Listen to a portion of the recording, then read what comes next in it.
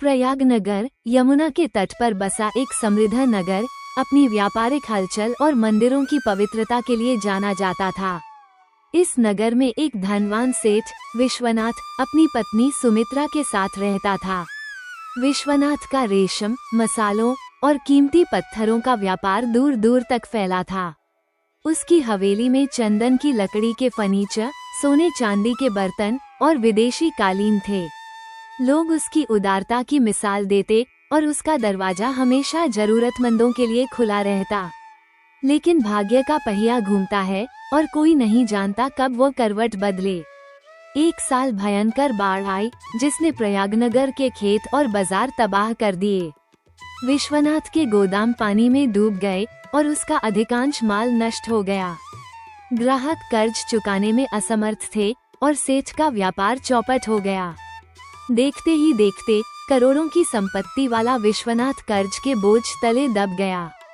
उसकी हवेली जो कभी मेहमानों से गुलजार रहती थी, अब सुनसान हो गई। कर्जदाता रोज उसके दरवाजे पर आकर तगादा करते, विश्वनाथ, हमारा पैसा कब लौटाओगे? सगे संबंधी और मित्र जो पहले उसके साथ दावतें करते थे, अब उससे किनारा करने लगे। घर में खाने के लिए अनाज तक नहीं बचा। एक रात विश्वनाथ ने सुमित्रा से कहा, प्रिया, मैं इन तानों से थक चुका हूँ। कर्ज चुकाने का कोई रास्ता नहीं और घर में रोटी तक नहीं। मैं सोच रहा हूँ कि हम तुम्हारे मायके विंध्यपुर चलें। शायद तुम्हारे पिता और भाई हमारी मदद करें और हम कोई छोटा धंधा शुरू कर सकें। सुमित्रा ने सहमति जताई, तुम ठीक कहते हो, मेरे पिता हमें इस संकट से उबार सकते हैं। दोनों रात के अंधेरे में विंध्यपुर के लिए निकल पड़े, जो प्रयागनगर से 12 कोस दूर था।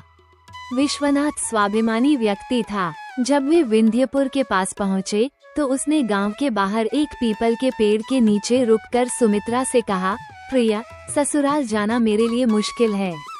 जब हम धनवान थे, लोग हमसे मदद मांगते थे। अब मुझे खुद मांगना पड़ रहा है। अगर तुम्हारे परिवार ने इनकार किया तो मुझे बहुत आत्मग्लानि होगी। मैं यहीं तुम्हारा इंतजार करूंगा। सुमित्रा अपने मायके गई, लेकिन वहां उसका स्वागत ठंडा था। उसके भाई और भाभीियों ने सोचा, विश्वनाथ अब कंगाल है, ये हमसे धन मांगने आए हैं। किसी ने न उससे प्रेम से बात की, न पानी पिलाया। सुमित्रा देर तक आंगन में खड़ी रही, लेकिन अंत में उदास मन से लौट आई। उसने विश्वनाथ को सब बताया। विश्वनाथ ने गहरी सांस ली और बोला, प्रिया, अब वहाँ जाना उचित नहीं। चलो हम प्रयागनगर लौटें। जो भाग्य में लिखा है उसी के सहारे जिएंगे। दोनों पैदल ही प्रयागनगर की ओर चल पड़े। रास्ता लंबा और थकाऊ था। सुमित्रा जो गर्भवती थी, थकने लगी। प्रयागनगर के पास एक गांव के निकट वो अचानक गिर पड़ी। उसे प्रसव पीड़ा शुरू हो गई। उसने विश्वनाथ से कहा, मुझे पास के खेत में ले चलो। विश्वनाथ उसे सावधानी से एक गेहूं के खेत में ले गया। वहां सुमित्रा ने एक पुत्री को जन्म दिया।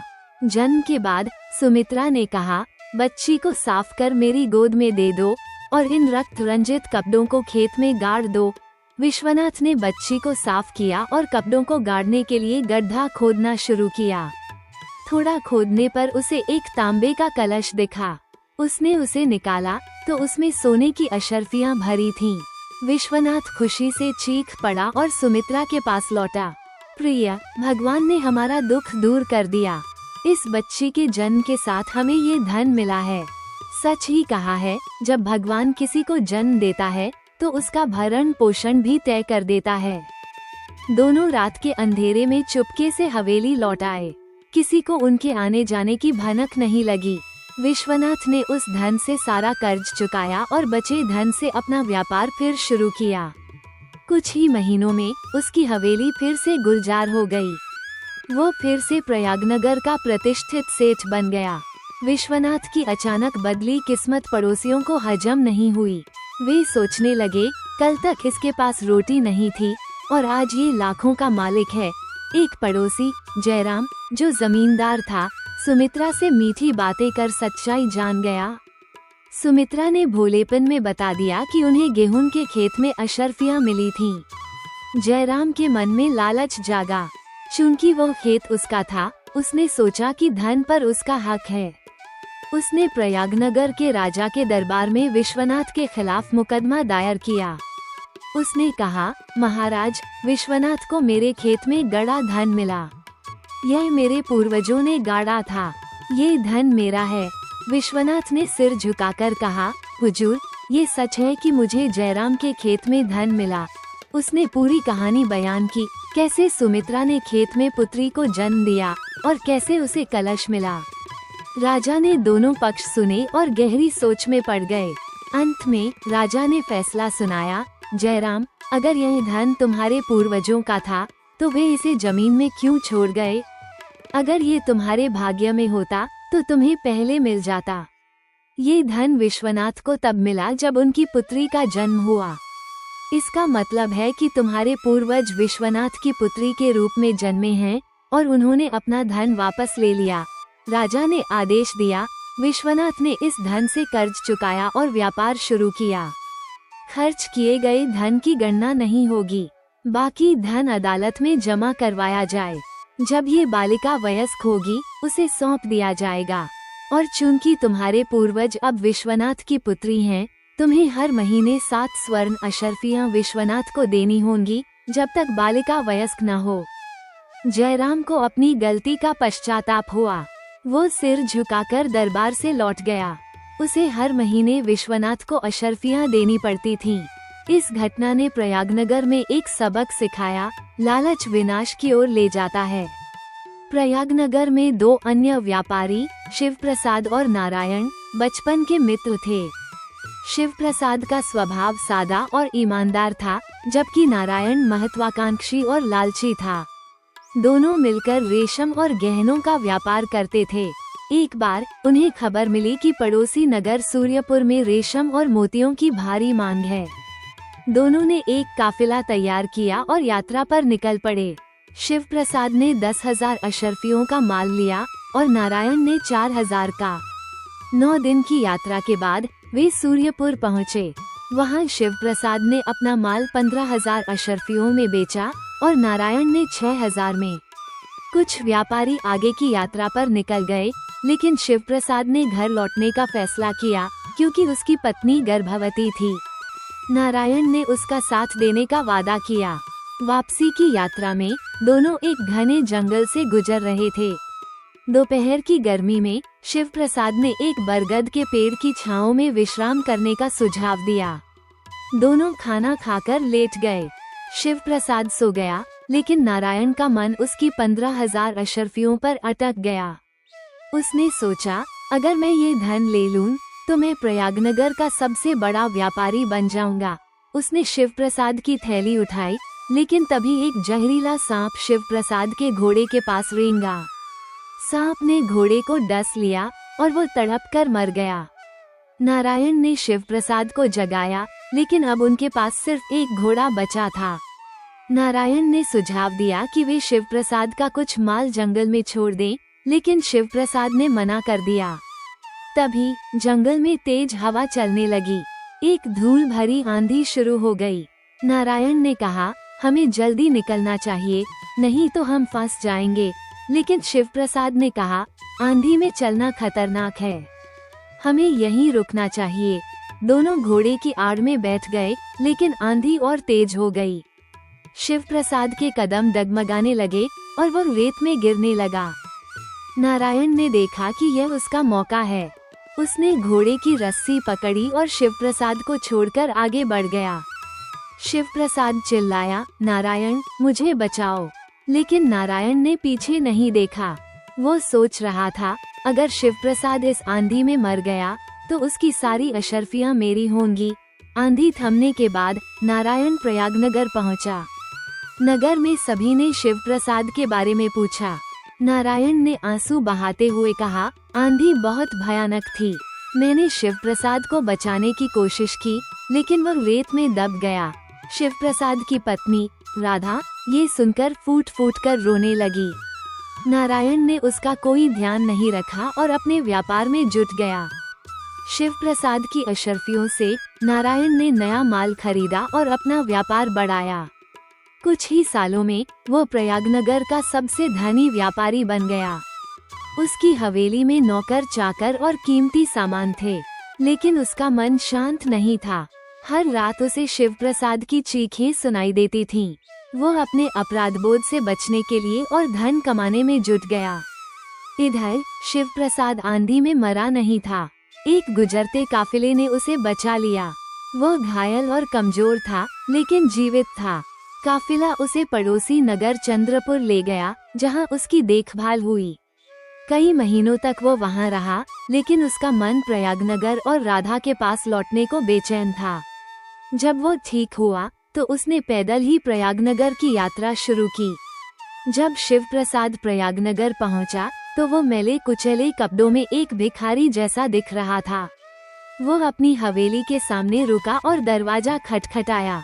राधा ने दरवाजा खोला और उसे देखकर चीख पड़ी, शिव प्रसाद, तुम जीवित हो?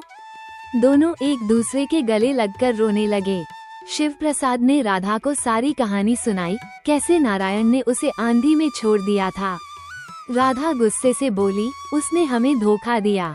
मैं सबको उसकी सच्चाई बताऊंगी। लेकिन शिव प्रसाद ने कहा, नहीं राधा, बदला लेना मेरी राह नहीं है। भगवान उसका हिसाब करेंगे। शिव प्रसाद ने अपनी हवेली में बचे सामान को बेचकर छोटा सा व्यापार शुरू किया। उसने मसाले और कपड़े बेचने शुरू किए।